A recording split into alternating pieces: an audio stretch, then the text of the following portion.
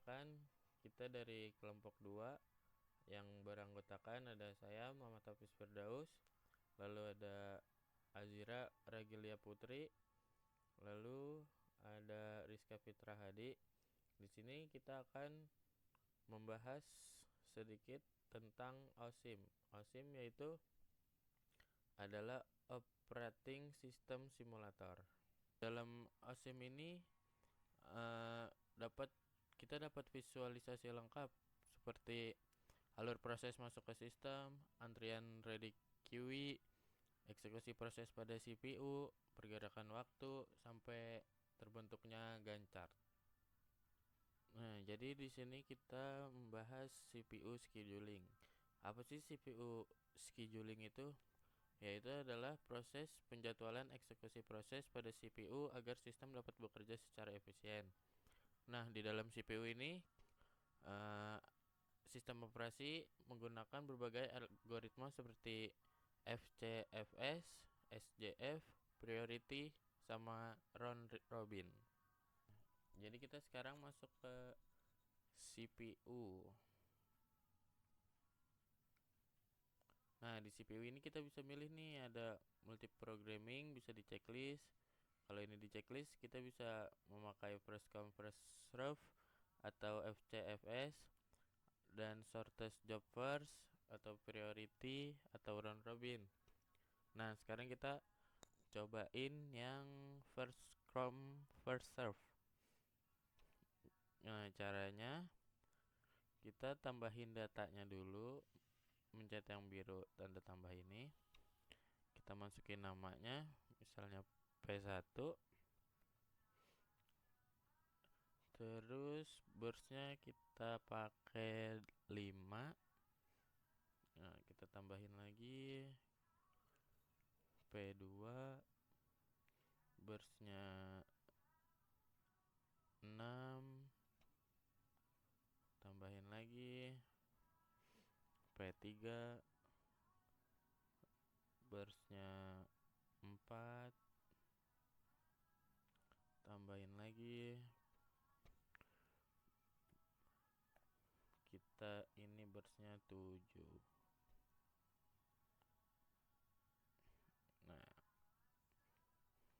Nah, kita tinggal jalankan, mencet yang ini tanda segitiga, play.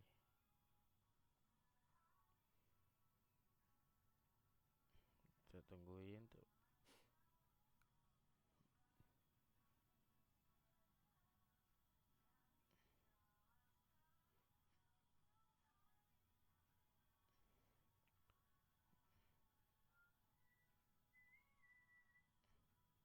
Nah, ini udah selesai semua.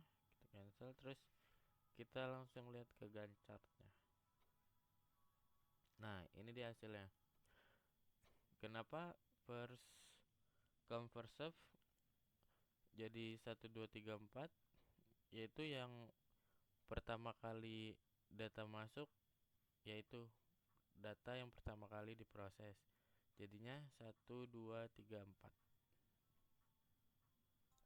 Nah, baik, selanjutnya kita coba yang shortest job first. Kita coba, kita masukin lagi datanya kayak tadi.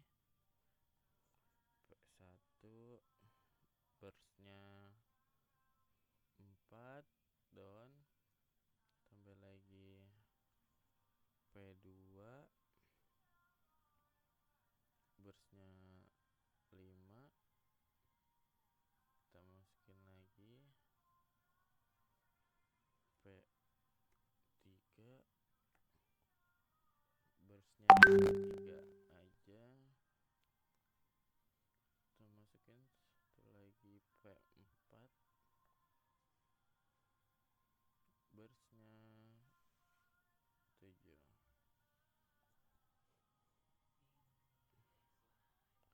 Kita apply.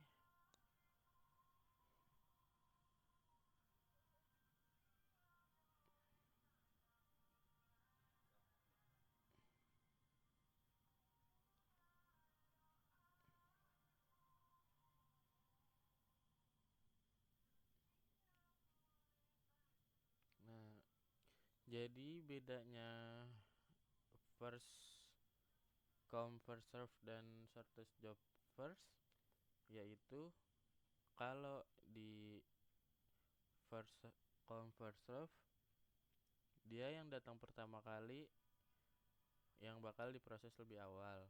Nah, kalau di shortest job first yang burstnya lebih dikit, dia yang akan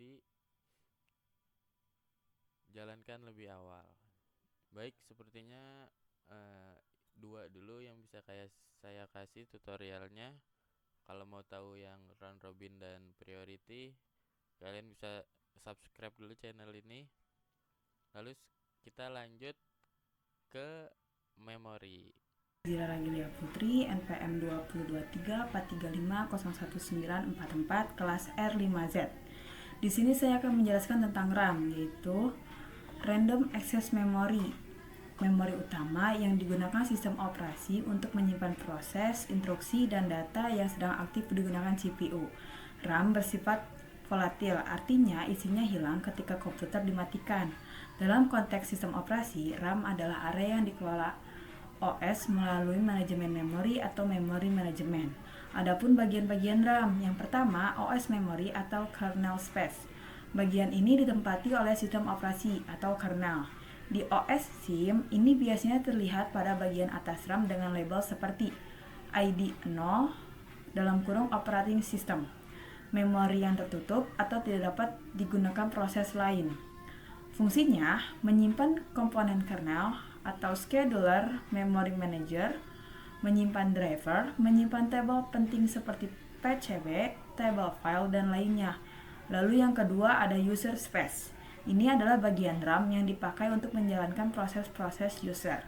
Isinya tergantung pada model manajemen memori yang dipakai. Ini saya akan memberikan tutorial menggunakan RAM dalam aplikasi OSIM. Saat membuka RAM, muncullah setting. Dalam setting ada jendela setting. Dalam jendela settings ada memory size dan OS size. Tidak di memory size itu banyak pilihannya. Ada 64 sampai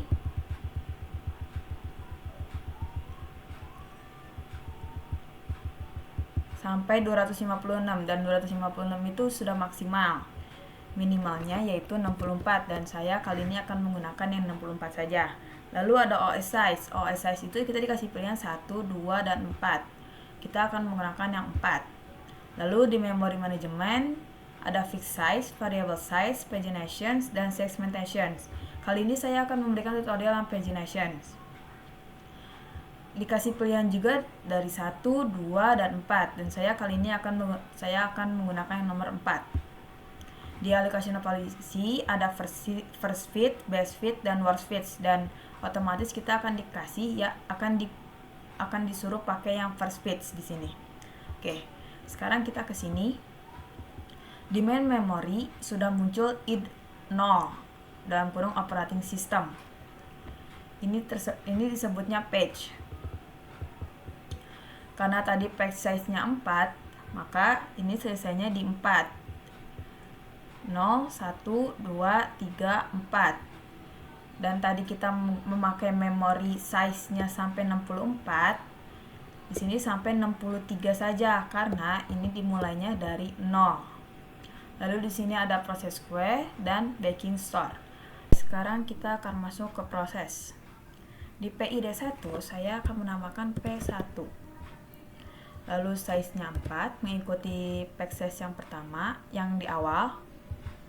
Dan durasinya juga 4. Colornya bebas. Lalu ditambah lagi di PID 2 saya menggunakan P2, size-nya 4,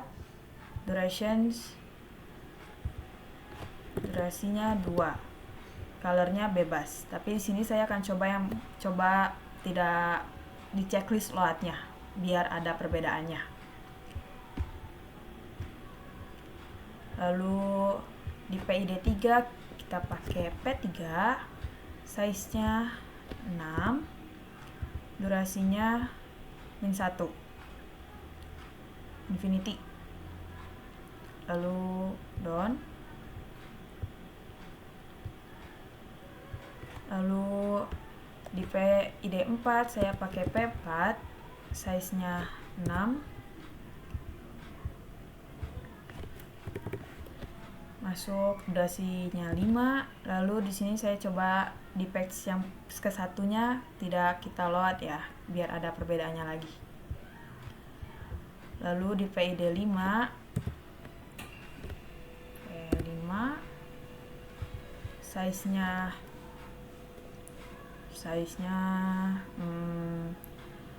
4, lalu durasinya -1, and done. Udah ya, jadi dari PID 1, PID 5 udah muncul semua. Oke, saatnya kita jalankan dengan step by step aja ya, karena kalau misalkan langsung itu nanti tidak tahu gimana jalannya. Kita pakai step by step aja agar bisa satu-satu saja jalannya. Sebelumnya kita harus pakai ini occupation report ya, biar kita bisa tahu statistiknya kayak gimana. Tolong disimak belah sininya ya. Mari kita jalankan. Nah, P1 udah masuk ke main memory dengan occupationsnya, yaitu addressnya di 4. Kita dimulai di nomor 4 sampai nomor 8. Lalu frame masuk yang pertama karena yang ke frame-nya masuk yang ke 1 karena frame yang ke 0 itu untuk OS-nya, operating system. Lalu PID-nya 1, ya betul, PID 1. Lalu patch 0 karena kita ikut size-nya, jadi patch-nya tidak terbagi. Kita pakai satu patch saja. Lalu name-nya itu patch 1 dan size-nya 4, duration-nya 4. Kita jalankan lagi yang kedua.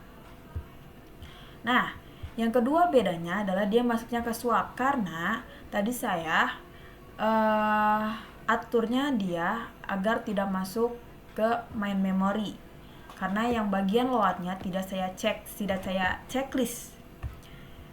Jadi dia masuknya ke backing store atau swap. Lalu kita jalankan lagi, dan dia tidak masuk ke occupation report ya. Lalu kita jalankan lagi step by step. Sekarang kita ke PID 3. Nah, PID 3 kenapa munculnya seperti kayak banyak banget, kayak munculnya ada 2 gini dari 8 sampai 12, karena size yang tadi saya masukkan itu 6, dan itu lebih dari patches yang ada di awal. Patches yang tadi saya di awal itu kan hanya 4, namun di sini saya pakainya 6, jadinya kita membutuhkan satu patch lagi. Jadi si P3 ini masuk ke 2 patch, yaitu 0 dan 1. Dan frame-nya jadi pakainya 2 dan 3. Lalu ini titik-titik ini adalah internal frame. Oke. Lalu kita jalankan lagi kita di PID. Oh iya, dan waktu untuk siapa ini namanya? Si P3 itu infinity ya. Lalu kita jalankan lagi untuk PID 4. PID 4 masuk ke sini dan juga masuk ke sini karena tadi itu size-nya ada 6. Otomatis kalau size-nya 6 berarti kan itu membutuhkan 2 patch dong, 0 dan 1 seperti yang 3 yang tadi. Nah, pada saat 0 dan 1 itu muncul, saya aturnya bagian yang 0 itu saya checklist di load-nya, namun yang nomor 1-nya tidak saya checklist load-nya. Maka dari itu si P4 juga ini masuk ke swap. Lalu kita sekarang yang terakhir ke PID 5 dengan nama P5. Yap, P5 masuknya ke sini, ke nomor 4, ke tempat yang tadi P1, karena tadi P1 itu durasinya hanya 4 dan kita sudah menjalankan 4 proses. Makanya si P1 itu hilang karena durasinya selesai. Maka dari itu saat si P5 melihat tempat yang kosong, tempat yang tadi P1 selesai, P5 masuklah ke tempat P1 yang tadi. Itu bisa dijalankan semuanya. Nah, sebenarnya yang di swap juga bisa kita pindahkan ke main memory atau ditukar lah, gitulah sebutannya. Caranya begini, swap in dan muncullah dia di sini. Sini juga bisa disuapin, muncullah juga dia di situ. Muncul juga dia di sini. Tuh, dia juga bisa dibalikin lagi ke save out, lalu ini save out. Nah, dan inilah yang disebut dengan memori metode pegging, yang dimana main memory yang disebut frame atau patch yang masuk ke main memory itu seperti ini hasilnya. Yang di memory itu disebut frame, sedangkan yang dalam proses itu disebut patch semuanya. Sekian dari saya. Setelah ini penjelasan dari Rizka Fitrihadi tentang file system. Terima kasih banyak. Selanjutnya saya akan menjelaskan tentang file system. Sebelumnya, apa sih file system itu?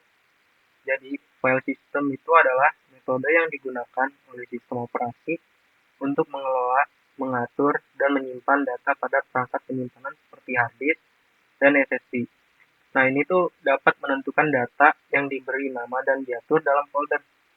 File system ini juga memastikan file dapat ditemukan dan dibaca secara efisien. Oke, langsung aja kita coba. Nah, di sini terdapat hardware setting, block size, memory size, dan untuk allocation metodenya ini ada dua, yaitu link allocation dan index allocation. Pertama-tama kita coba yang link allocation dengan block size-nya itu 2.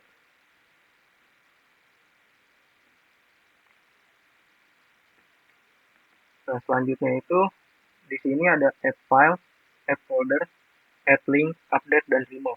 Pertama-tama kita mencoba yang add file. Di sini kita hanya tinggal menginput file nama yang kita mau buat. Ini saya coba untuk size-nya itu kita coba ada 2, dan warnanya kita coba warna orange.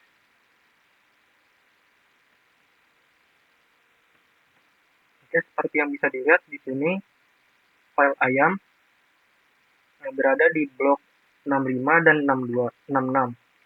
Dan untuk next-nya itu berada di 66, dan untuk pemberhentiannya itu berada di nil. Oke, selanjutnya kita coba tambahkan file lagi. Kita buat file baru.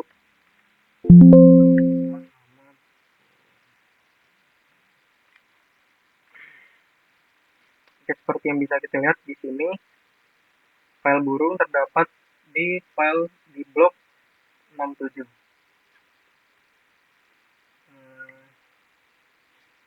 Nah, add file ini akan terjadi error jika kita mencoba membuat file yang sama dengan nama yang sama. Misalnya seperti kita akan membuat file dengan nama yang sama, maka akan terjadi seperti ini, keluar notif seperti ini.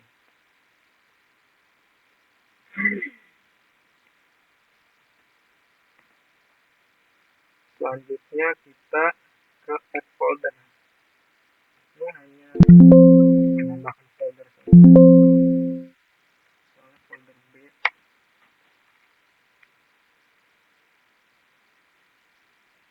Selanjutnya kita ke add link. Nah, add link ini memungkinkan membuat entry baru di file sistem yang mengarah ke file atau folder yang sudah ada.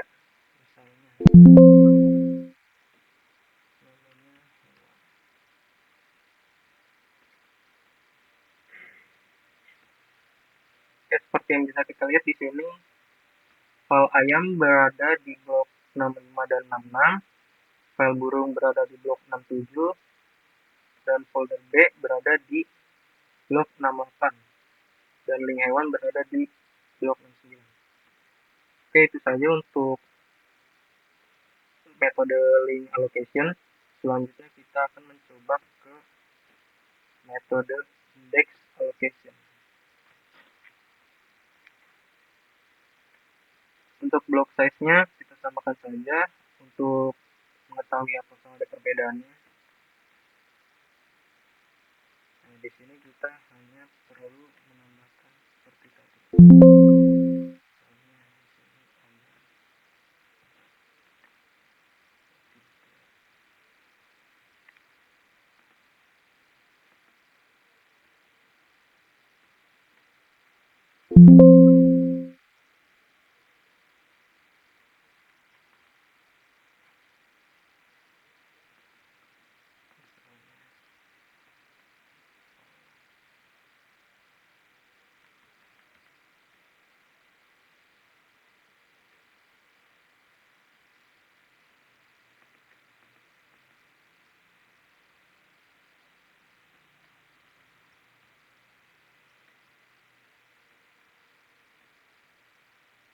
Nah, di sini seperti yang kita lihat, di block table ini hanya terdapat blok dan tipe saja. Untuk file ayam berada di blok 65 dan 66. Untuk folder B berada di blok 67 dan untuk file burung berada di blok 68. Untuk tipenya itu data blok semuanya.